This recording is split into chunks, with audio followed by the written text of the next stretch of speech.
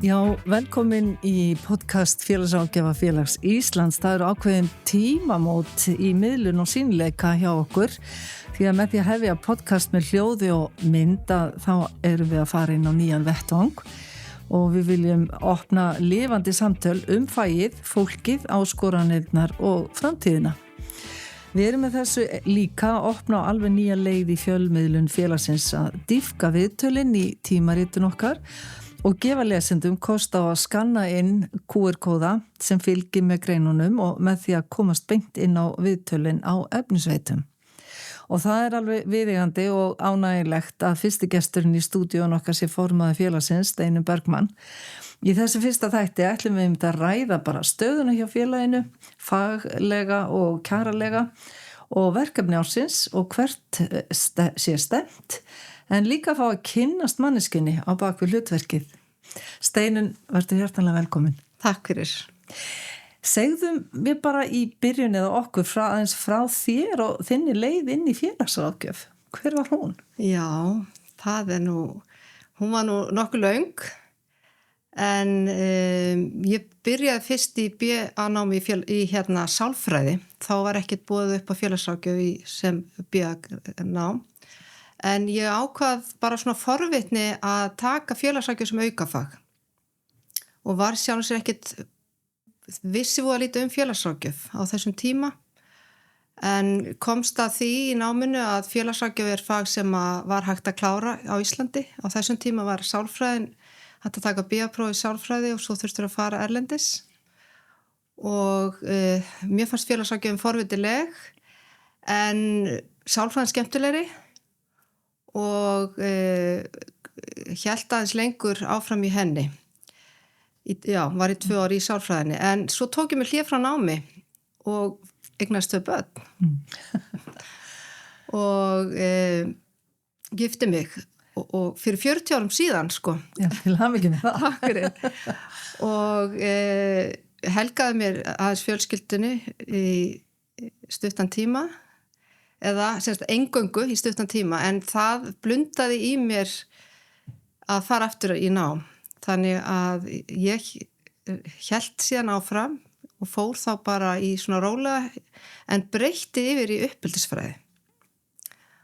Og hafði mikinn áhuga á því. Ég hef alltaf haft mikinn áhuga á fólki og samfélaginu og það var síðan í kúrsi í uppeldisfræðinni sem að hét börn, foreldrar og samfélag sem að ég áttaði mig á því hvaða áhrif samfélagi hefur á velferð barna og bara uppvöxt þeirra og öryggi þeirra og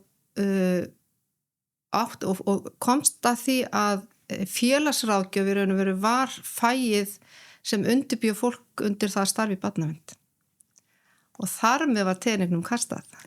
Var það sem heillaði þig við fagið? Það var það sem heillaði mig fagið, já. Ég raun og veru hætti fór í fyrstu kúrsarnir í félagsráðgjöfinni, almanna tryggingalöggjöfin. Hún var ekkert skemmtileg. Nei. Að reikna út einhverja kvarða og eitthvað. Það var ekkert skemmtilegt. En þetta, já, kallaði í raun og veru á mig að starfa í þágu barna og starfa í þá átt að reyna að breyta hvernig getum við sem samfélag stutt betur við foreldra þannig að þeir geti annast börni sín og tryggt öryggið þeirra. Heldur það hafi haft einhver meiri áhrif á ákvörðunina þín að þú varst sjálf orðin móðir á þessum tíma? Alveg örugglega að þetta að lesa í faginu hræðileg tilvik þar sem að barn hreinlega sem sagt beið bana í höndum móður sinnar í þessum kursi sem ég var að lesa. Já. Það var bara skelfilegt og fékk mig til að hugsa að það er svo margt sem við getum gert í samfélaginu til að styðja við foreldra. Þeir séu ekki einir og þetta snýst öryggi barna og þetta getur hreinlega orðið að bana ef við grípum ekki inn og erum ekki til staðar fyrir foreldra. Þeir örmagnist heima hjá sér einir. Þannig að þetta var þetta amerísk bók en svona hefur gerst á Íslandi líka. Foreldrar hafa deitt börnin sín á Íslandi líka. Þannig að Þetta er raunveruleg ógn og við sem samfélag berum ábyrgð á því að styðja við baki á foreldrum. Já, svo sannarlega. Var þetta í raun og veru, þannig að það kom ekkert annað í þinn huga en að fara í barnavernd, að starfa þar innan hennar eða hvað? Barnavernd og félagsþjónustan, þetta er auðvitað nátengt. Flestir foreldrar koma inn í félagsþjónustuna líka og þar er leiðin og auðvitað liggur leiðin víða í samfélaginu en ég byrjaði raun og veru starf mín í félagsþjónustunni í Breiðholtinu, kynntist þar auðvitað margvíslegum flóknum málum og lærði mjög mikið en færði mig síðan, hef alltaf snert á barnaverndinni líka. Ég starfaði raun og veru í félagsþjónustunni í 15 ár í Breiðholti og fór svo yfir í hérna á velferðarsviðið af því að ég hef alltaf viljað láta mig varða málefni bæði sem sagt þeir skjólstæðingu okkar en líka kjaramál og aðstæður starfsfólks og ég var í raun og veru mjög fljótt komin í vinnuhóp til þess að krefjast betri kjara fyrir samstarfsfólkið og sjálfa mig í leiðinni og þegar ég útskrifast með BA-prófi uppeldisfræði og kláraði starfsréttarnám í félagsráðgjöf í lok árs 1995 bara hinn á öldinni fyrir rúmu 30 árum síðan og sótti svo starfsleyfi árinu 1996 fyrir 30 árum síðan að ég var í raun og veru strax komin inn í trúnaðarstarf fyrir félag. Ég fór inn í kjaranefndina þarna strax fyrsta árið leið og ég gekk í félagið. Það var náttúrulega mjög mikilvægt að spyrja þig sko, hvernig lýsir þér sem leiðtoga því að þú tekur plássið sem að til þess að toga hína áfram og hvernig leiðtogi ertu? Já, ég hika ekkert við að taka á skarið og tala upphátt, vinna að úrbótum og ég var farin að gera þetta strax í grunnskóla. Ég var nemandinn sem að fóra upp á skólaskrifstofun og kvartaði yfir því eitthvað var ekki nógu gott og það þyrfti að laga eitthvað og bæti eitthvað og annars slíkt og hef gert það. Þegar ég var í sálfræðinni þá var ég í stjórn nemendafélagsins þar, var ritari. Ég hef verið í öllum foreldrafélögum bara í gegnum allan ferilinn með börnunum mínum. Þannig að ég bíð ekkert eftir að einhver gera eitthvað. Ég tek á skarið og með fólki. Er þetta uppeldið? Er þetta vestfisku rætufræðin? Hvað er þetta eiginlega? Já, ég veit það ekki. Ég kannski er bara mjög sjálfstæð og var það sem barn og hef alltaf verið bara fylgin mér og ekki býð ekkert eftir að hlutinir gerist. Nei, af því að maður getur haft áhrif á lífið sjálfur. Og þú gerir það svo sannlega. Hvað var til þess að þú tókst að þér formennskuna í félagsráðgjafafélaginu? Já, eins og ég sagði, þá hef ég verið í trúnaðarstörfum fyrir félagið 30 ár, alveg frá því að ég gekk í félagið. 2013 þá kom ég inn í stjórnina og var varaformaður í 4 ár og starfa þá hjá Barnaverndarstofu sem hét þá og var í tengslum við félagsráðgjöf út allt land í mínu starfi og ferðast út allt land líka. Og þegar að okkar góði formaður, María Rúnarsdóttir, tók ákvörðun það árið 2019 að hætta störfum fyrir félagið, þá fóru margir að reyna að rýna hver er næstu formaðurinn okkar og það var auðlýst eftir formanni og ég lét svolítið ganga eftir mér, það var hnift í mig og ég var í mjög skemmtilegu starfi hjá Barnaverndarstofu, spennandi tímar, það var verið að byrja að vinna að svona aðdragandinn að þessum farsaldalögum sem margir kannast við í dag. Ég tók virkan þátt í undirbúningi af því og það var margt spennandi, þannig að ég var svo sem ekkert endilega að hugsa mér til mikið hreyfings en eftir ítarlegar áskoranir að þá ákvað ég að láta slag standa og mér rinni blóðu til skyldunar að að stíga þetta skref og helga mig félaginu mínu. Þetta auðvitað stór ákvörðun að taka vegna þess að þegar að þú ert formar þá ertu alltaf á vaktinni. Og hvernig nærur þig sem formann alltaf á vaktinni? Hvernig það hlutverk? Já, það ég mjög heimakær.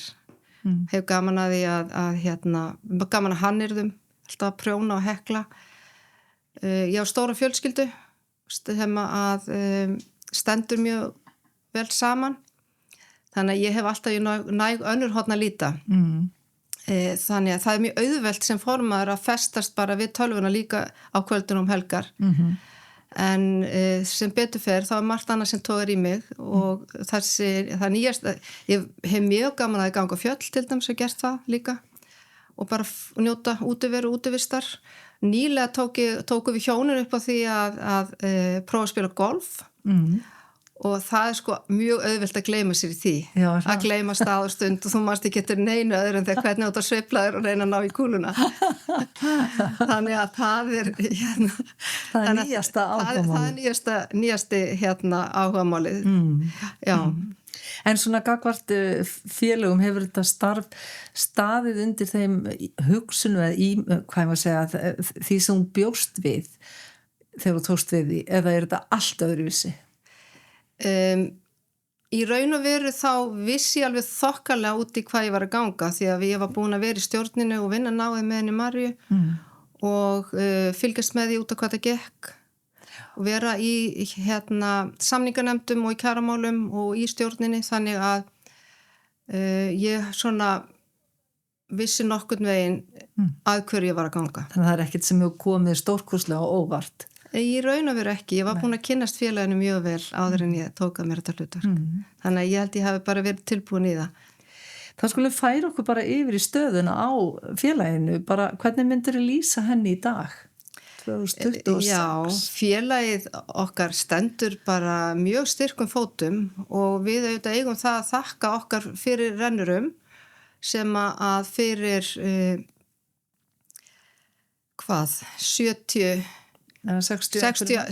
rúmlega 60 árum síðan stofnuðu félagið okkar og markmið með félaginu þau bara standast tímans tönn og við höfum haldið áfram að vinna að þeim að efla félagsráðgjöf sem fag á Íslandi og það er mín staðfasta trú að ef við eflum félagsráðgjöf sem fag á Íslandi og aukum aðgengi að félagsráðgjöf fyrir alla að þá bætum við samfélagið. Já. Þá áttu við að félagsráðgjafa verði miklu sýnilegri og virkari og fleiri út í samfélaginu til þess að sinna fólki. Við þurfum að hafa félagsráðgjafa til taks allstar út í samfélaginu. Þannig að þegar að fólk þarf á því að halda að leiðsögn, einhver til þess að leiða áfram til þess að bæta stöðu sína þeir sem á þess óska að það er bara mjög mikilvægt snemtækt inngrip að vilja nota það orð af því að því fyrr sem að þú fær aðstofuna leiðsögnina í því að þú verður fyrir áfalli að þá nærðu betri árangri og það er félagsráðgjafi að starfa út frá áfallaði með nálgun, horfa á heildarsýnina og það er raunveru eina stéttin sem að vinnur út frá heildarsýn og ekki bara horfa á einstaklingin sem eitthvað eiland, það er engin eiland. Einstaklingurinn er partur af sinni fjölskyldu, hann er partur af samfélaginu, samfélagi er partur af allum heiminu, þannig að við erum partur, við erum öll samtengt hvar sem við erum og félagsráðgjöfin sem fag sem að starfa líka út frá mannréttindum og út frá hverjum einstaklingi, horfa hvern einstakling fyrir sig í samhengi við umhverfið að þannig getum við elt fólk og gert orðið til þess að fólk stígur fyrir út úr af því að það verða allir fyrir áföllum lífið er ekki áfallalaust það verða allir fyrir áföllum, það er bara partur af því að vera manneskja og þá er svo gott að hafa styrka hönd sem að leiði mann áfram og það ekkert allir sem að hafa það í sínu nánasta umhverfi í fjölskyldu eða vinum og þá félagsráðgjöfin getur verið besti vinuðinn. Þú nefndi það að þær hefur verið framsýnar í sig þær konurnar sem að stofnuðu félagsráðgjafafélagið 1964 og þetta hefur staðist vel en hvað með svona faglegu hliðina á félagsráðgjöfinni? Finnst þér hún hafa staðist tímans tönn eða hvað hefur svona að þínum að til breyst? Eitthvað sem hefur breyst stórkostlega eða gildin öll þau sömu? Gildin þau sömu og mannréttindasjónarmiðið og heildarsýnin og áfallameður nálgun en samfélagi breytist og félagsráðgjöf með og það var auðvitað mjög stórt skref þegar að var farið að kenna félagsráðgjöf hérna við háskólan eins og fyrstu hópurinn útskrifaðist 1982 og svo þau skref sem voru stigin þegar að félagsráðgjöf varð BA nám, þannig að þú gast farið beint í félagsráðgjöf sem BA nám og bætt svo við í 4. árinu og síðan eftir að það var farið að útskrifa félagsráðgjafa með 5 ára háskólanám og fyrstu hópin útskrifast þar 2010 að námið hefur elfst og fæið leið. Félagsráðgjafum hefur fjölgað gífurlega og félagsfólkið í Félagsráðgjafafélag Íslands núna komin yfir 600 með stéttarfélagsaðild og tæplega 700 sem eru með aðildafélaginu með einum öðrum hætti. Þegar að ég var að byrja þá voru við svona að horfa til þess að við varum að ná 500 í heildina með stéttarfélagsaðild og fagaðild þannig að það hefur fjölgað í hópnum þannig að félagið eflist og dafnar og það svona margvísleg verkefni sem að félagið, það urðu miklu breytingar í félaginu þegar var tekin ákvörðun það að fá formann í fullt starf 2012. Það eiginlega eru líka bara ákveðin straumhvörf varðandi félagið og getur félagsins til þess að vinna að meiri að faglegu starfi, ekki bara að kjaramálum, heldur líka það efla fæið og horfa til fræðslu, halda ráðstefnu og við höfum haldið félagsráðgjafaþing síðan 2013 sem var á 50 ára afmæli félagsins sem árviss viðburður og mjög mikilvægur þáttur í starfi félagsins og í raun og veru það sem að félagsfólki okkar býður eftir á hverju einasta ári. Að hittast á Hilton á sama stað, á sama tíma ári, eins og stór fjölskylda að það alltaf jafn ánægilegt og ánægilegt að finna kraftinn í hópnum.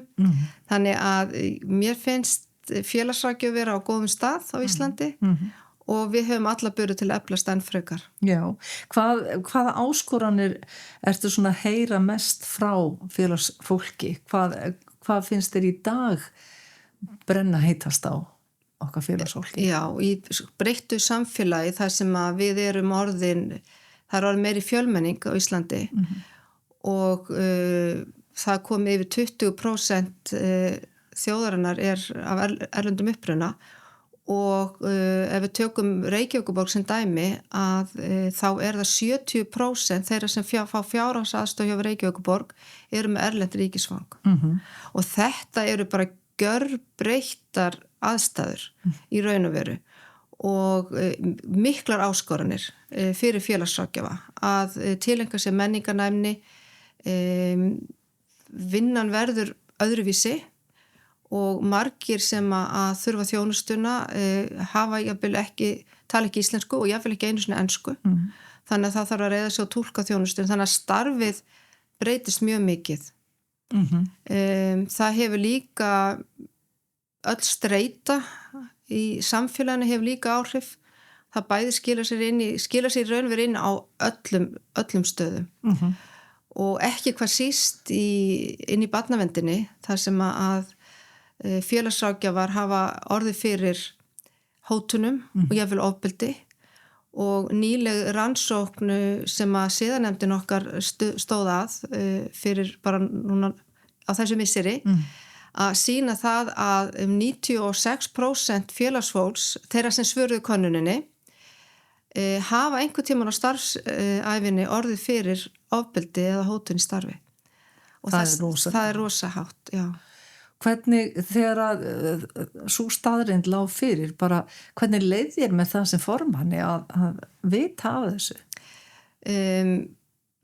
Að mörguleyti komið þetta mér ekkert stórkostlega óvart, svona miðað við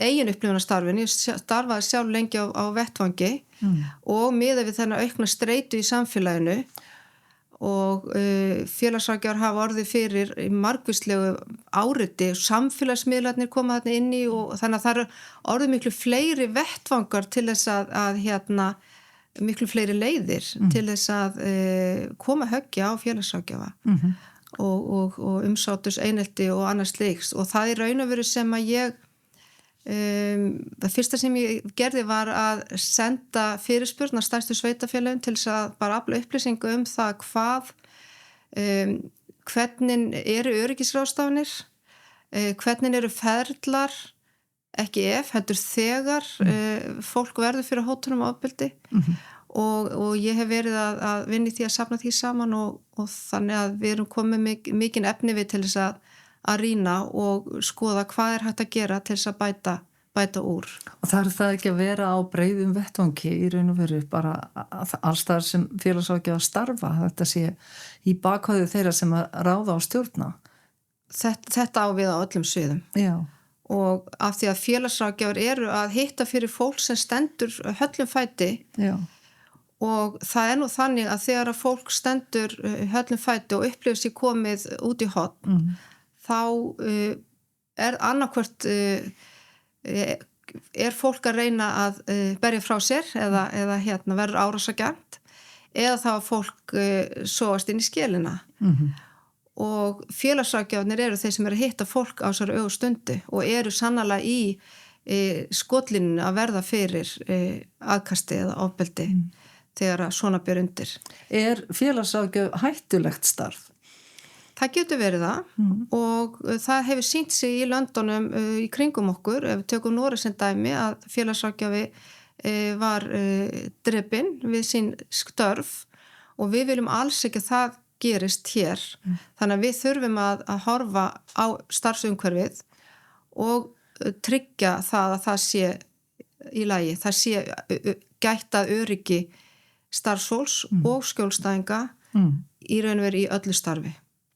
Ef við förum úr þessu og yfir í raun og veru þá maskinu sem að framleiða félagsráðgjafana, förum í háskólan, hvernig bara samband félagsins og háskólans, félagsráðgjafadeildarinnar, hvernig myndur lýsa því? Já, samstarf félagsins og félagsráðgjafadeildar hefur allatíð verið mjög náið og gott og enda var það félagið sem að stuðlaði að því að það yrði komið að fóti nám á Íslandi. Þannig að það voru félagsráðgjafarnir í félaginu sem að fóra á stað í þá vegferð og sem að náðu þeim árangri. Þannig að það hefur alltaf verið mjög náið samband þarna á milli og það er auðvitað mikilvægt að við þurfum að geta leitað í deildina eftir svona tryggja þær að fæi vaxi. Þar eru rannsóknirnar gerðar á vettvangi og þar verður þekkingin og það er mjög mikilvægt að við getum verið í nánu samtali við deildina það hvað er að gerast, hvað er nýjasta nýtt. En er það ekki gagkvæmt? Það er í báðar áttir. Það er í báðar áttir. Að samaskapi þarf deildin að vera í nánu samstarfi við okkur til þess að hlusta á það hvað er að gerast á vettvangi, hvað brennur á vettvangi og námið þarf að vera í sífelli endurskoðun í samræmi við þarfir sem eru á vettvangi. Akkurat. En færum okkur þá aðeins yfir í kjaramálin því að það eru þínar ær og kýr. Bara hvað er efst á baugi í kjaramálum? Hvenær voru síðustu samningar undirritaðir og hvernig lítur þetta allt út? Já, ég hef nú verið í kjara viðræðum nánast síðan ég tók við sem formaður, svona nánast linnulaust, en við skrifum undir kjarasamninga við alla aðila 2024 og 2025 og það eru samninga til 4 ára, núna í fyrsta sinn.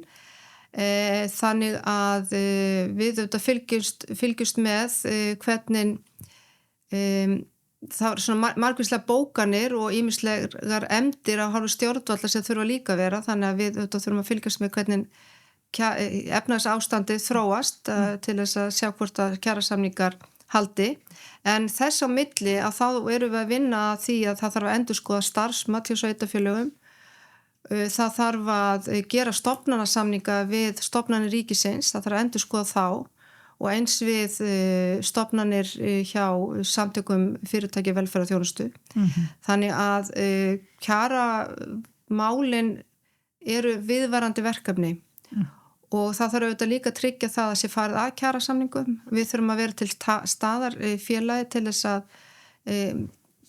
tryggja það að fólk fái veikindaréttin og hann sé réttur og fólk sé meðvitað rétt sinn og þannig að fólk getur leitað eftir því. Þannig að við þurfum að vera alltaf á vaktinni. Á tánum. Segðu mér aðeins með bara hvaða, svona í gegnum tíðina, hvað fólk, okkar félagsfólk helst að spyrja varðandi kjaramálin? Hvað svona brennur mest á þeim þegar þau skrifa þér eða hringja hingað? Það sem að kannski því miður í dag, þá mjög mikið sem varðar veikindarétt. Já. Og það segir manni það að félagsráðgjafar eru undir mikill streitu og það því miður allt of hátt hlutfall sem að upplifir jafnvel kulnun og fer í veikindi vegna vinnuaðstæðna. Það verulegt áhyggjuefni og allt of margir sem að eru í langtíma veikindum fullnýta veikindaréttin og þurfa þá leiðsögn það hvað tekur við þegar að launagreiðslur í veikindum frá vinnuveitanda stoppa og með hvað hætti fólk á að bera sig að við að sækja þá sjúkradagpeninga hjá sjóðum innan BHM eins og styrktarsjóði og sjúkrasjóði og hvernig það allt saman virkar. Já. Það þetta praktíska, en ráðgjöfin við fólk sem einmitt komið í kulnun eða á leið í kulnun, slík símtöl og samtöl eiga sér líka staðirna innan dyra. Hver finnst þér vera svona mikilvægasti boðskapurinn til félagsráðgjafar sem eru að finna þessi einkenni? Það bara mikilvægast að vera í handleiðslu. Tala við samstarfsfólkið, nýta jafningjahandleiðsluna, vera í samskiptum við yfirmenn og ef að til þess kemur að fólk þarf að fara í veikinda fjarvistir að fá stuðning, halda sambandi við vinnustæðin vegna þess að það stór áhættu þáttur því lengur sem þú ert í burtu því erfiðara að koma tilbaka. Já. Og það mjög mikilvægt að fólk fái stuðning og ef það stefnir í langtímaveikindi að þá mjög mikilvægt fyrir fólk að leita sér stuðnings eins og til dæmis innan virk til þess að fá svona fara í markvissa endurhæfingu. Þú nefndir þarna BHM og því miður nú ekki öllum alveg ljóst hvernig BHM og aðildafélögin virka og það gætir greinilega mikil smiðskilnings út í samfélaginu. Getur þú svona tekið aðeins lýst fyrir okkur reglífinni BHM? Já, það get gert það. Félagsráðgjafafélagið eitt af aðildarfélögum BHM sem að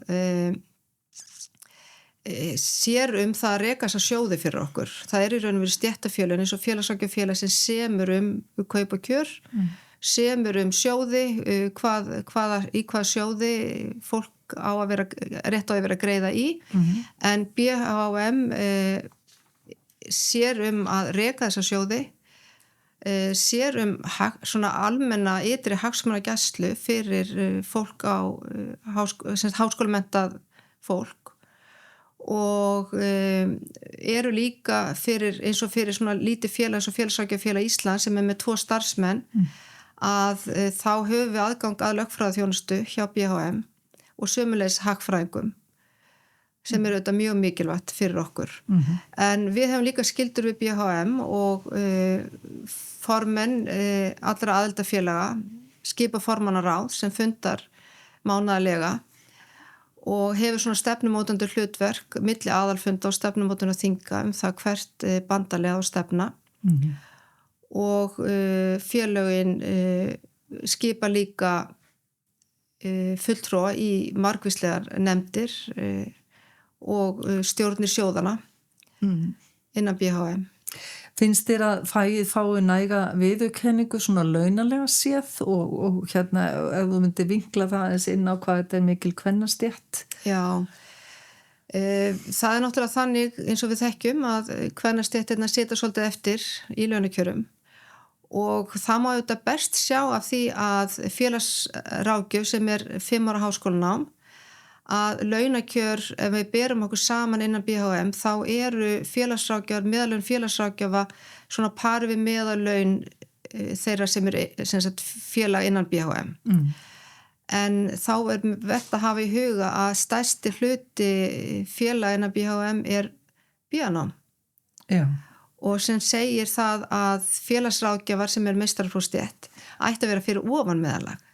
Meðaltalið, en það ekki en þetta auðvitað verkefni til þess að halda áfram og það þannig að það minna hlusta á konur heldur kalla, þetta bara staðreynd þetta sturlu staðreynd sem bara vert að hafa í huga og hérna full ástæða til að segja upphátt þannig að við konur þurfum að leita annara leiði til að láta heyri í okkur.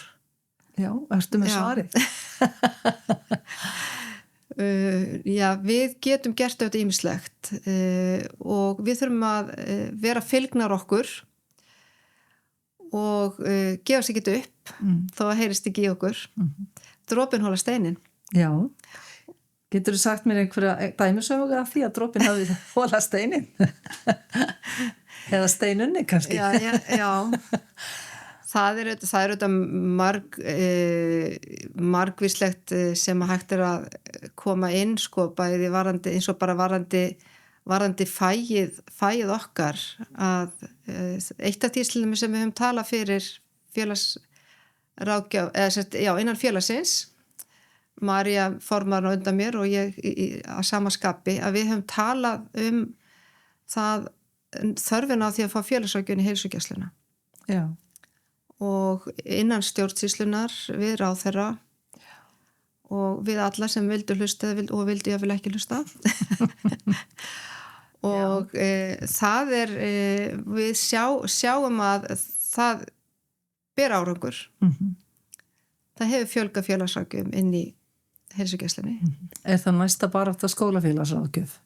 Sú barátta hefur verið í gangi líka. Já. Og við höfum talað líka fyrir því og höldum því áfram og þeim hefur verið að fjölga og það hefur nú verið mjög sterka fagdeild skólafélagsráðgjafa sem að hefur svona reynt að vinna að því að fá inn þingsályktunartillögu það að vinna að því að koma félagsráðgjöfum inn í grunn- og framhaldsskóla.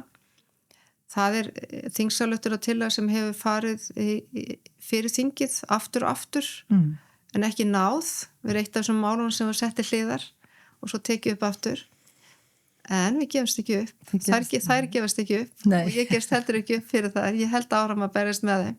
Já. Og félagsráðgjöfum hefur fjölgað innan skólana og það auðvitað sýnir sig líka að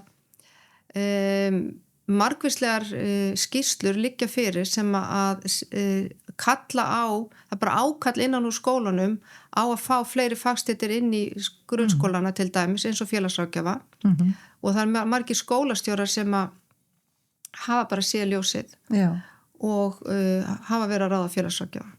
Þannig að samtalið og umræðan hún skila sér á endanum.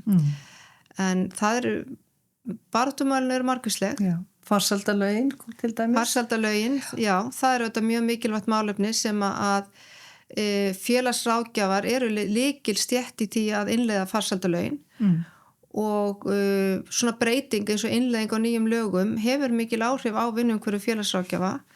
Það er mikil ásókn í það að fá það sem kallast farsældarþjónustu fyrir börn og þá það félagsráðgjafar inn í félagsþjónustunni sem eru gjarnan málstjórar í málum. Og það rímar við þess að snemmtæku íhlutun sem er eitt af því sem að félagsráðgjafar berjast fyrir. Þetta akkurat bara, farsældarlögin eru bara eins og tónlist í eyrunum á okkur félagsráðgjafum.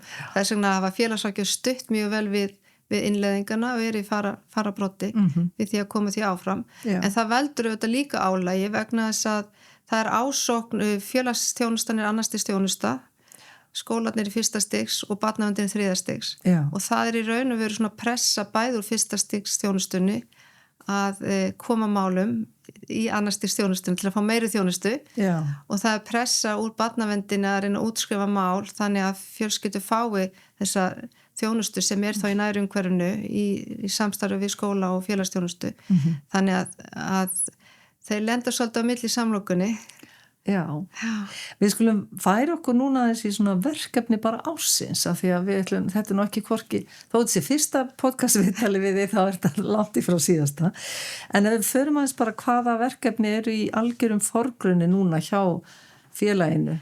Við héldum stefnumótunar dag í september í fyrra og fengu þar mjög mikilvæg skilaboð frá grasrótinni verkefni til þess að vinna að og það eitt af því sem stjórnin er að skoða og forgangsraða hvaða verkefni við setjum á oddinn.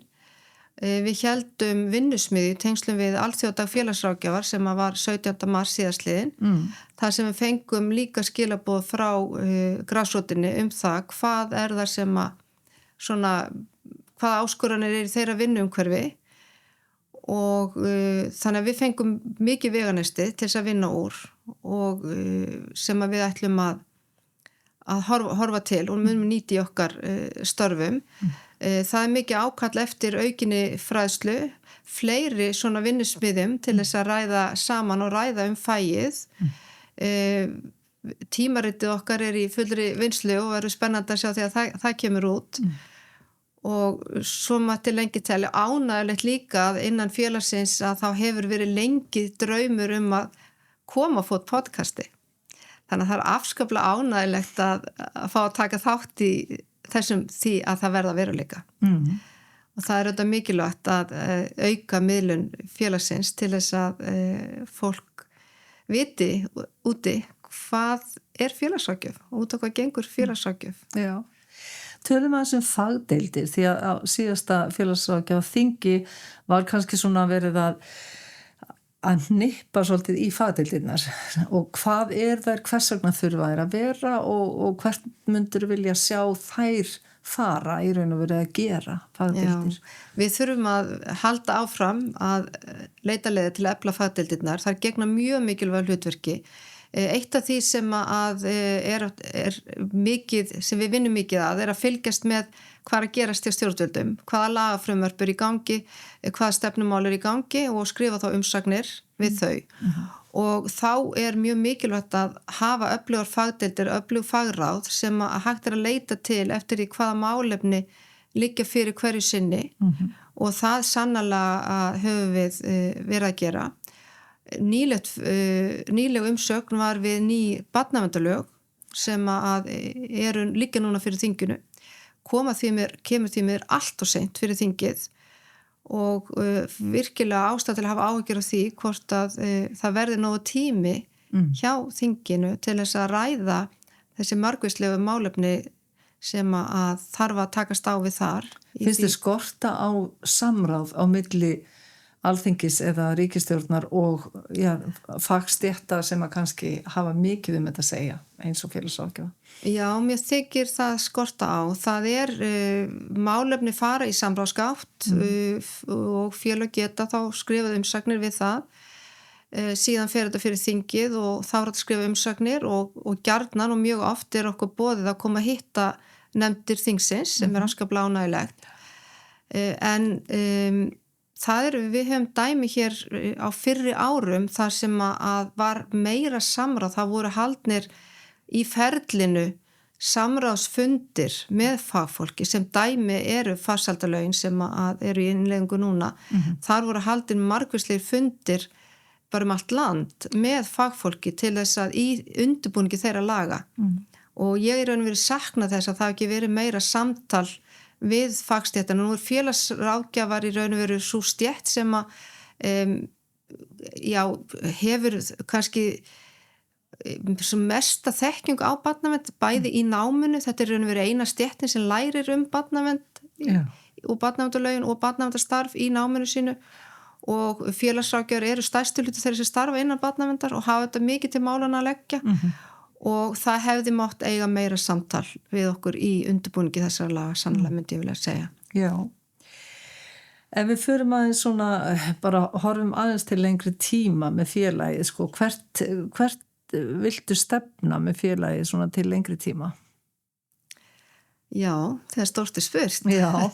Já, það er auðvitað mikilvægt að halda áfram að efla félagið. Það gerir sig ekki sjálft. Nei, hvernig er hægt að gera það sem best? Og við þurfum að halda áfram að vera sýnileg og halda áfram að efla fæið og efla félagsráðgjafa í sínu starfi og leita leiða til þess að bæta vinnuumhverfið þeirra og það er auðvitað stóra verkefnið af því ef við bætum ekki vinnuumhverfið félagsráðgjafa og tryggjum þeim góðar starfsaðstæður að þá náum við ekki að tryggja öryggi og gæði þjónustunar og stuðla þeirri farsæld sem við viljum veita íbúum þessa lands hvort sem við erum að tala börn eða aðra viðkvæma hópa. Svona ef þú lítur tilbaka og horfir á bara lífið í dag, svona hvað er það sem gefur þér mesta von eiginlega bara að eitthvað eða allt eða lífið, samfélagið sé á réttri leið?